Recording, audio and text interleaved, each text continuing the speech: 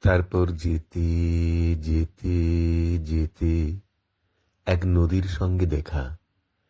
পায়ে তার ঘুঙুর বাঁধা, পরনে উড়ু উড়ু ঢেউয়ের নীল ঘাগরা। সে নদীর দুদিকে দুটো মুখ।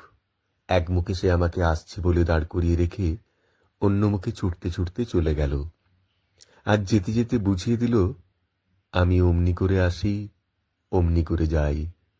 বুঝিয়ে দিল, আমি থেকেও নেই, না থেকেও আছি।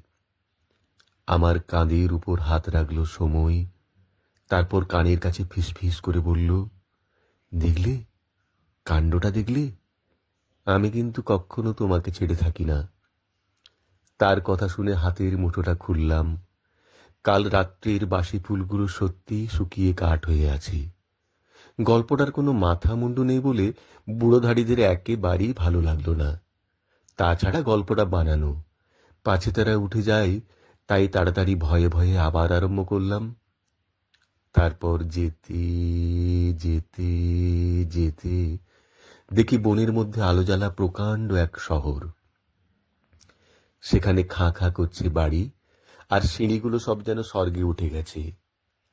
তারই একটাতে দেখি চুল এলো করে বসে আছে এক পরমা সুন্দরী রাজকন্যা। লোকগুলোর চোখ চকচক করে উঠল। তাদের চোখে চোখ রেখে আমি বলতে লাগলাম। তারপর সেই রাজকন্যা আমার আঙুলে আঙুল জড়ালো। আমি তাকে বললাম, তুমি আশা, তুমি আমার জীবন। শুনে সে বলল, এতদিন তোমার জন্যই আমি হাঁ করে বসে আছি। বুড়োধাড়িরা আগ্রহে উঠে বসে জিজ্ঞেস করলো, তারপর? ব্যাপারটা তাদের মাথায় যাতে ঢোকে সেই জন্যে ধোঁয়ায় ধোঁয়াকার হয়ে মিলিয়ে যেতে যেতে আমি বললাম, তারপর সেই রাক্ষসী আমাকে খেলো